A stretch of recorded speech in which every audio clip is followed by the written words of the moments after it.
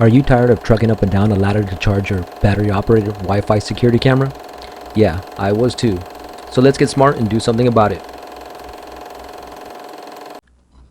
In today's video, I'm going to show you how I took this manual process and automated it for just a few dollars in total project cost, consisting of the few parts that you see laid out before you, and finally ridding myself of this nuisance task once and for all with this simple DIY project. So stay tuned.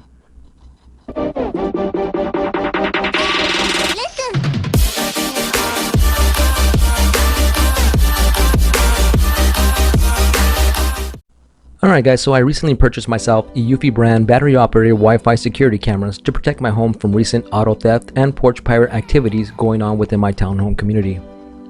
Wi-Fi battery operated cameras are a great way to go due to their small footprint and ease of installation. The drawback, while minor, lies in the overall battery life and the frequency you need to charge them. And while these Eufy 2C cameras state that they can last up to 180 days, I found this to be dependent on the amount of traffic that these cameras capture in your chosen mounting location. That said, most if not all battery operated cameras have some sort of charging port located on the device to replenish power when low. And while charging, that USB connection can also double as a power supply, allowing the camera to function as normal. Taking advantage of this feature, I'm going to create some extended micro-length USB charging cables to run to each of my high-traffic cameras located at the front of my property. What you see here before you is all the parts you need for this DIY project. In my case, some micro USB connections to interface with my camera's charging port. Yours may be different, but the function is still the same. Additionally, I'll also be using some USB Type A connections to interface with some charging adapters that I had laying around the house, and I'll be demonstrating that later on in this video. To give us our remotely operated charging capabilities, I've chosen to use Gosund's smart Wi-Fi plugs, which will allow us to control key power features on the fly via a Wi-Fi connection and smartphone app. These smart Wi-Fi plugs also offer a slew of other rich features to help us automate our power needs, which I'll be covering more on in just a bit. For my cabling needs, I've chosen to go with two reels of 66-foot 22-gauge insulated power wire for the run lengths I'll be working with. Having worked with this product in the past, I knew the protective sheeting diameter of this cabling to be the perfect size to mate with the exterior USB connections I'll be working with. To easily secure my runs in place, I'm going to be using some 1" by 1" pill and ply mounting bases over traditional stapling. The pill and ply bases will allow me to use some thin 8" zip ties and should provide excellent cable management in a simple to install fashion with no additional tools needed.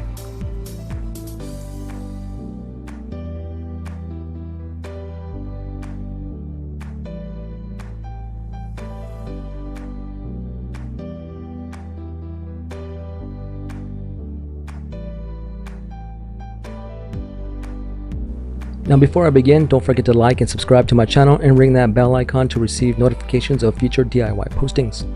I have many DIY projects in my arsenal of videos that cover a wide range of topics and applications for anyone's needs. And for your convenience, I've placed Amazon affiliate links to all parts and supplies used in the making of this video in the description section below. To begin this project, I used some construction string and blue painter's tape to measure out the distance or cable length of each of my runs. Working with the string versus the actual cabling provides us with a lightweight, easy to manage option of figuring out our cable lengths. But you can totally skip this option if budget is of concern to save on the overall project cost if need be.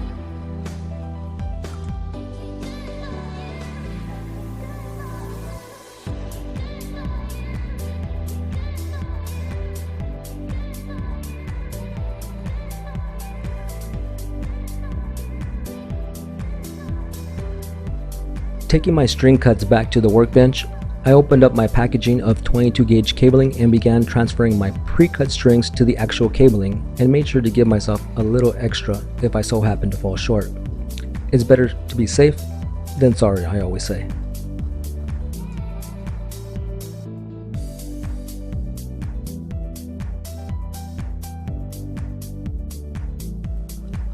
Once I had all my cable lengths cut to the desired specifications, it was time to strip away the protective sheathing at both ends to expose the wiring underneath. And if you haven't figured it out already, we'll be using the red wire for our 5-volt positive and the black wire as our negative or ground.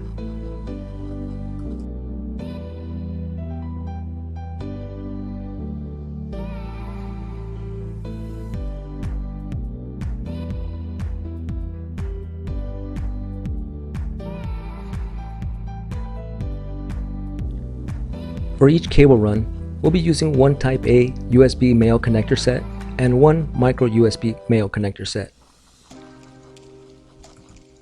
The shells of the USB Type A connector have two different sides and can easily be distinguished apart by looking on the inside for the two large, round, protruding guide holes. Additionally, the side with the two large guide holes have four mating pins that act as a weak friction fit feature to keep the halves together. Later on in the video, I'll be showing you how to reinforce this for a more secure closing option.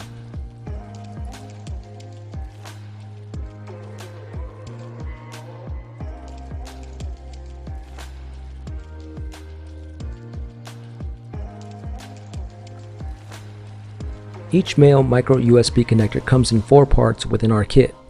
The outer shell, which protects us from cable damage as well as the elements. An insert guide to keep the metal portion secure and in place. A cable guide to help with kinks that commonly occur closer to the shell body. And finally, the micro USB header, where we'll be soldering our positive and negative leads to.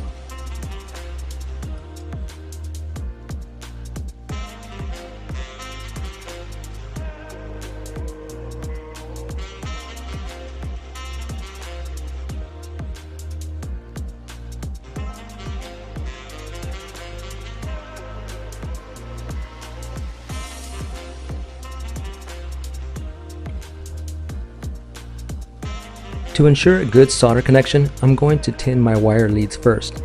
Tinning your cable leads and components beforehand makes soldering your wire connections a lot easier and requires less heat, reducing the chance of component damage while making a secure connection. Our black wire or negative wire will be fixed to the outermost left trace, while our red or positive lead will be fixed to the outermost right trace of our Type A connector. The two center traces will not be used.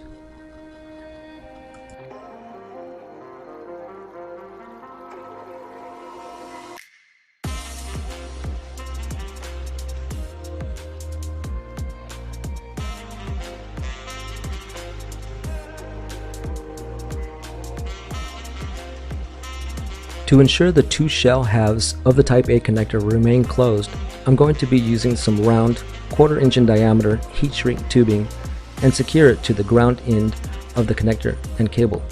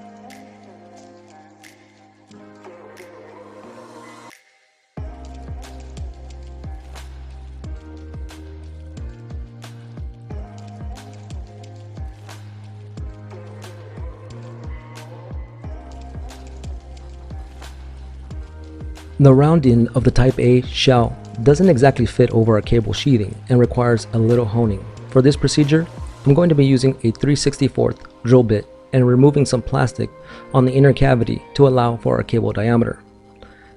After the honing process is complete, the two halves should properly mate and completely close, encapsulating our cabling.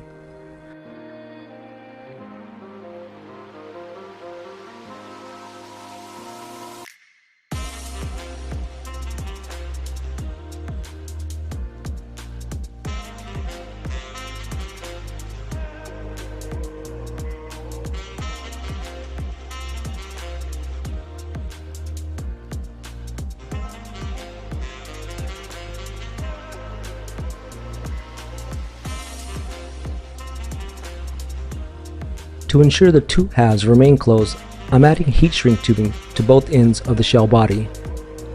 Doing this in this fashion allows us the option to go back at a later time should there be an issue with cable damage.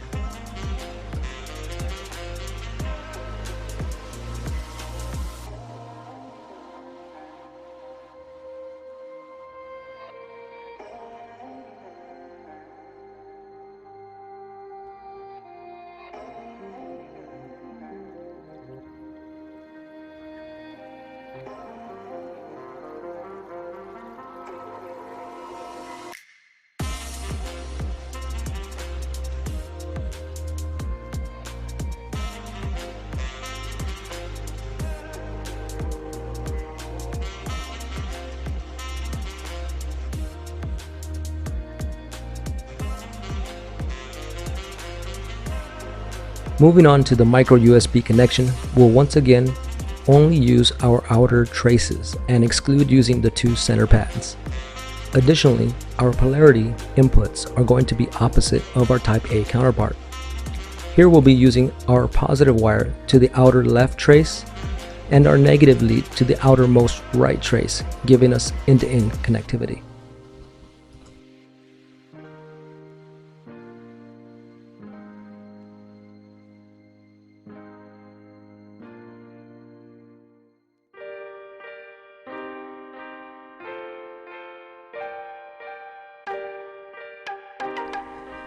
Before soldering in our wire leads, we want to ensure that all components of the micro USB body fit over our cable sheathing to allow for ease of installation. If any of these parts don't fit or give you resistance, you may want to hone them out, as well as test fit and install before moving on to the soldering process. Now, to help the tighter fitting parts slide over the cable sheathing, I applied a small amount of WD-40 and completed the assembly with almost no trouble at all.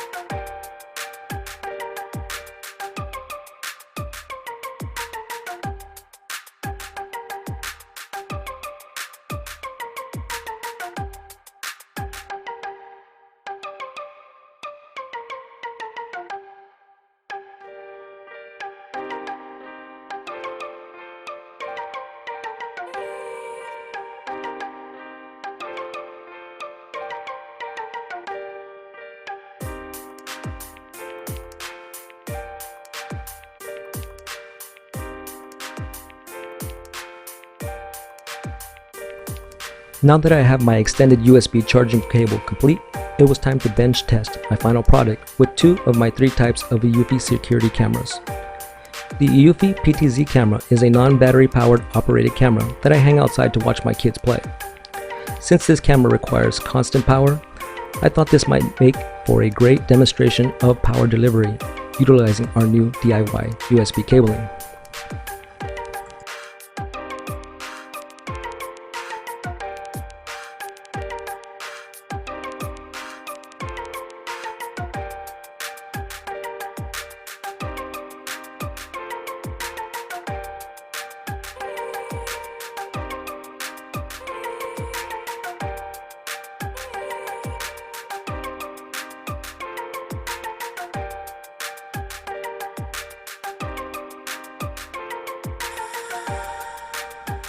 Well, what about the original 2C camera first shown at the beginning of this video, you might be asking yourself.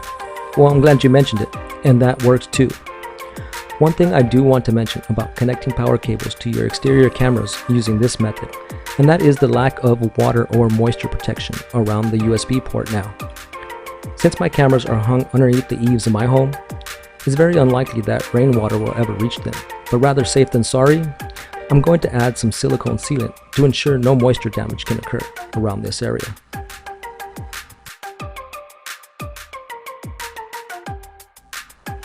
Since we're on the bench, now is an opportune time to discuss our Wi-Fi enabled smart plug.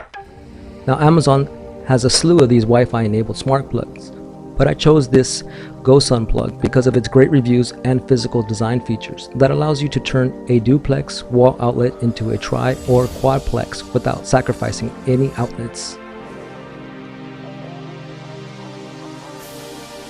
Pushing aside the physical design characteristics and moving on to its capabilities, the Wi-Fi smart plug also allows the control of each plug independently of one another.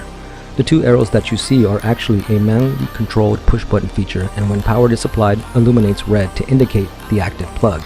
An awesome feature if your router is down and you need to activate the power manually.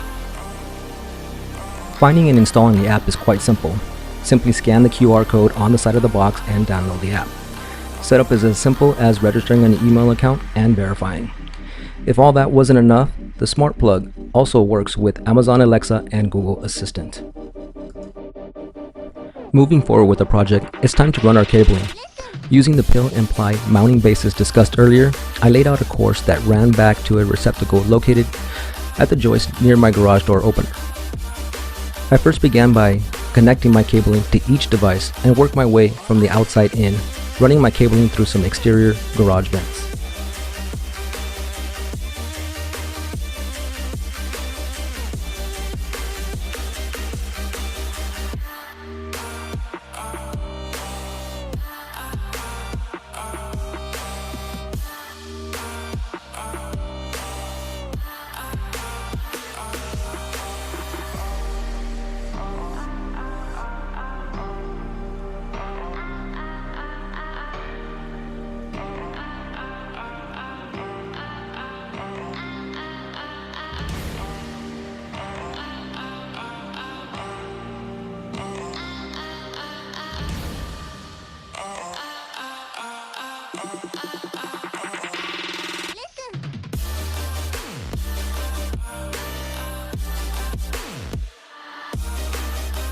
Once inside the garage, I loosely zip-tied my cabling in place until all the slack was removed, and followed up by cinching everything down and hanging up my 6-port surge protector, which will be connected to our Gosund Wi-Fi plug. The 3 charging adapters you see here are a few I had laying around from previous cell phone purchases or what have you, but you can pick these up on Amazon as well for a relatively low cost.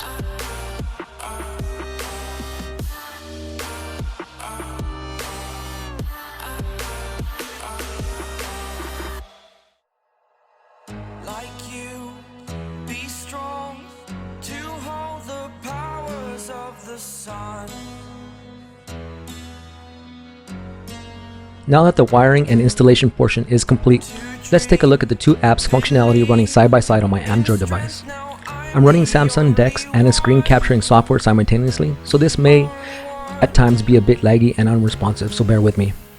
On our right we have the Eufy Security app, which allows us to view, control, and manipulate multiple cameras on my home security system. To the left is the Gosund app, which allows us to control multiple Wi-Fi plugs on our network. We're given a power button feature that turns on and off both plugs simultaneously, as well as 2 visual images of our plugs, which we can toggle on-off independently with the tap of the screen. Gosund was even kind enough to allow us to schedule time features and the option to independently name each plug, which comes in real handy when multiple sets are implemented. If we move over to our Eufy Security app and take a look at the current battery state of the garage and front door cameras on my home network, you can see that nothing has changed now that our plugs have been made active. But if we go ahead and refresh the app, you can see that the battery indicator moves from displaying the current battery status to an active charging state.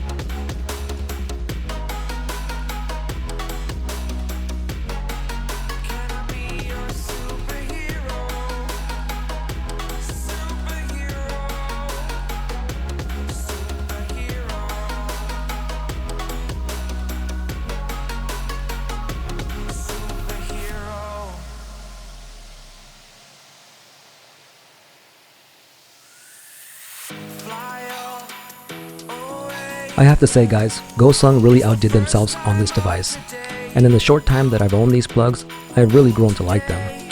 And while not every feature was fully discussed in this video, they are truly feature packed with all the bells and whistles one could ask for in a smart plug. I can now leave my home on extended vacation and not ever have to worry about the current battery status of each of my cameras. I highly recommend you purchase a set and check them out for yourselves. And with that said, brings this DIY to a close.